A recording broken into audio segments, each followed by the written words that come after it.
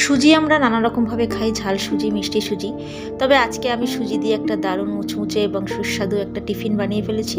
সন্ধ্যের টিফিন অবশ্যই, যেটা বড় বাচ্চা সবাই কিন্তু খুব মজা করে খেতে পারবে। গুড ইভিনিং বন্ধুরা, আমি সীমা, দীপসীমার চ্যানেলে তোমাদের অনেক অনেক স্বাগত জানাই। আমাদের আরেকটা রেসিপিতে তোমাদের অনেক অনেক স্বাগত। তা আজকে আমি সুজি দিয়ে এরকম একটা সুন্দর টিফিন বানিয়ে ফেললাম। তা কীভাবে বললাম তার জন্য তোমরা ভিডিওটা ফার্স্ট থেকে লাস্ট পর্যন্ত দেখো। এখানে দেখো আমি নিয়েছি বাদাম, তারপরে আদা কুচি, 1 কাপ মতো সুজি আর সবজিগুলো একদমই কুচি কুচি করে কেটে নিয়েছি। এখানে দেখো কড়াইতে আমি 2 কাপ মতন জল দিয়ে দিলাম। সবার ফার্স্টে 1 চামচ মতো লবণ দিয়ে দিলাম, বড় চামচের 1 চামচ লবণ দিলেই হবে। এবার জলটা ভালো করে উতলে উঠেছে, তারপরে আমি যে 1 কাপ সুজি নিয়েছিলাম সেটা জলের মধ্যে দিয়ে ভালো করে সুজিটাকে আমি কাই করে নেব, মানে যেটাকে সুজিটাকে সেদ্ধ করে নেওয়া বলে আর কি। সেভাবে জলের মধ্যে ভালো করে নাড়িয়ে নাড়িয়ে ভালো করে দেখো একদম আঠা আঠা শুকনো হয়ে গেছে। সুজিটাকে এবার আমি একটা পাত্রে ঢেলে নেব। পাত্রে ঢেলে একদম ঠান্ডা করে নিতে হবে ফ্যানের হাওয়ায়। এবার সর্ষের তেল দিয়ে দিচ্ছি কড়াইতে, তাতে দিয়ে দিলাম হচ্ছে কসুরি মেথি, আদা কুচি, একটু হিং দিয়ে দিলাম ফ্লেভারের জন্য। কসুরি মেথিটাও ফ্লেভারের জন্যই দেওয়া হয়। এবার আমি এখানে যে সবজিগুলো রেখেছিলাম সেটাও দেবো আস্তে আস্তে। তার আগে দিয়ে দিলাম হচ্ছে একটু বাদাম দিয়ে দিলাম। এবার এখানে দেখো আমি একটু বাঁধাকপি, ক্যাপসিকাম, বিনস, আলু, গাজর, বিট সব কিছু একটা সবজির মিশ্রণ আমি এখানে কেটে নিয়েছি, একদমই ছোট ছোট, মানে ঝিরিঝিরি করে আর কি। এটাকে আমি এবার স্বাদ মতন এতে লবণ দিয়ে দিলাম, একটু হলুদ দিয়ে দিলাম, সামান্য একটু কাশ্মীরি লঙ্কার গুঁড়ো দিয়ে দিলাম, আর দিলাম একটু জিরে গুঁড়ো আর একটু ধনে গুঁড়ো। এবার ভালো করে নাড়িয়ে চাড়িয়ে গ্যাসটাকে কমিয়ে দিয়ে ঢেকে ঢেকে আমি সবজিটা তৈরি করে নেব। এবার এদিকে দেখো যে সুজিটা আমি তৈরি করেছিলাম সেই সুজিটা ভালো করে ঠান্ডা করে নিয়ে স্লাইট একটু ময়দা দিয়ে আমি একটু মেখে নিয়েছি। ময়দা না দিলেও হবে, আমার সুজিটা আজকে একটু নরম হয়ে গেছে তার জন্য আমি একটু ময়দা দিয়ে দিয়েছি।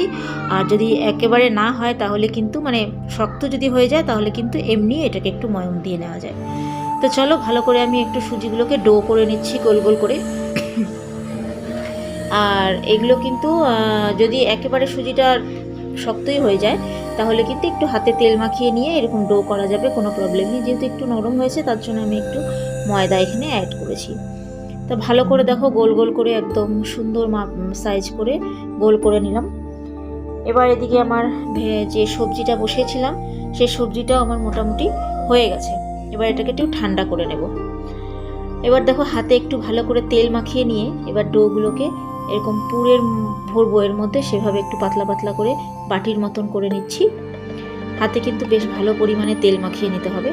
এবার একটা চামচ দিয়ে যতটুকু পরিমাণ এর মধ্যে সবজি দেওয়া যায় ততটুকু পরিমাণ দিয়ে দিলাম ভেতরের পুরটা।